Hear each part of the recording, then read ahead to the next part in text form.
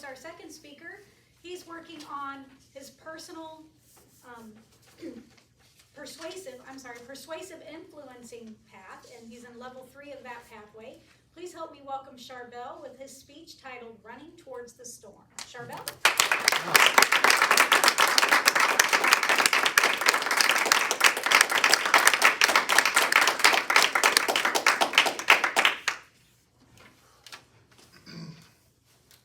Before I begin my speech, Carrie, Thomas, I want to thank you guys for your service for our country. I want to make sure I say that before we begin. You wouldn't be able to feel what we feel today if it weren't for the service that you guys have given us, so thank you.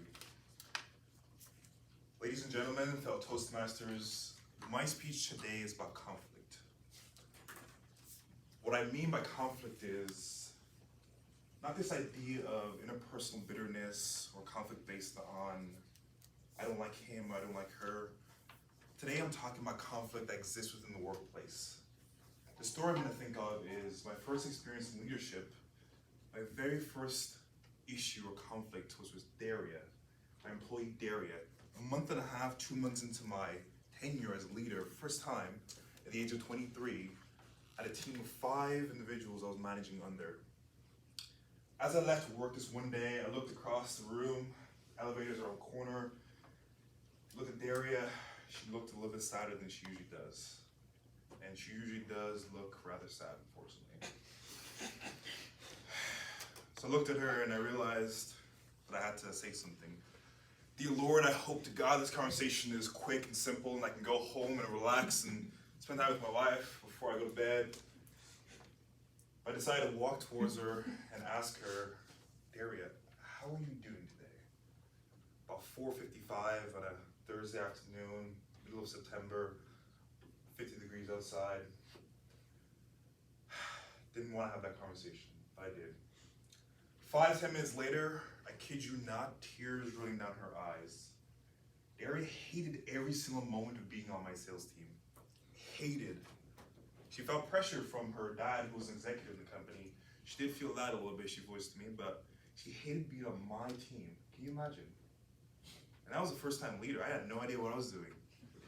All I knew was I had a coworker who was on maternity leave, and I was filling in for her. And he threw me right into the ringer. I drowned, pretty much. Now, I do want to ask you guys to be vulnerable with me for a moment, please. Can I ask that? Yeah. So I'm going to ask you a question about conflict. In the last 3 days of your lives, have you guys had a conversation that was difficult, not in work, but with your personal life? Friend, family member, someone you know? I want you to raise your hand if you have. In the last 3 days, have you had, could be a daughter, sister, brother, anyone you know of? Okay, so pretty much everyone in the room. My thought process behind this speech today is to recognize the fact that we have discussions at home with people we care about, and we are able to overcome those issues, but in the workplace we avoid conflict. Why is conflict so taboo in our culture? Why do we as a society run away from conflict in the workplace? My speech today is centered around why you should engage and embrace conflict and not run away from it. Because I believe that's what matters in our culture and our society. Too many teams across our world are faced with issues that don't level up to the surface, that are hidden underneath.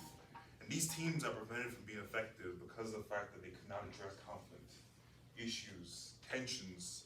Anything that arises just sits right underneath the surface, and nobody brings it up. And teams rarely ever amount to their full potential. Now, I wish I could talk to you more about why conflict is taboo, why people hate talking about conflict and that kind of stuff in the workplace. But what I want to do is leave you with 2 simple things today to consider as to why you guys should engage in conflict and embrace it. I believe these 2 reasons will leave you a little bit more knowledgeable today as you enter into your arenas, your sales organizations, your businesses, and talk to employees you know about why you should say things in your mind versus keeping them back. I'm a visual person, so what I am going to do right now is I'm going to hand you guys a sheet. True, I'm going to hand this to you, please. Pass it down. Hopefully I do have enough. Maybe one more. There's more on this side. Data, thank you.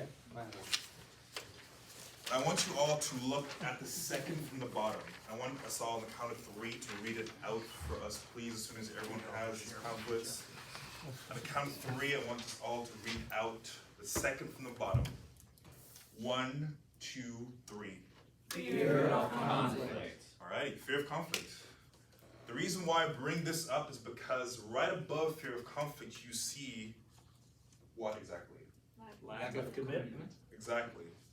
In our organizations today, you cannot commit to your leader, you cannot commit to your team unless you are bought in. You cannot be bought in unless you trust the team. I'm hoping your employees trust you, of course. I'm assuming that, which is why I'm talking about conflict. So I'm hoping that's the case. I'm also going to talk about the fact that you cannot willingly commit yourself to a vision, to a team, unless you are bought into the fact that they trust and care about you, and the issues you bring to the surface are going to be addressed with care, understanding, and empathy. I'm going to repeat that again. Unless you feel as though you trust your team, your leader, the people around you, and have the emotional safety to bring up issues, you will never be bought into the leader, the team you are on. I promise you. I just went through this, which is why I'm talking about this today. Exactly. I went through this not too long with my old boss. Now this is my old boss, of course, for obvious reasons. You cannot be bought into them. Why? Because issues come up, you guys.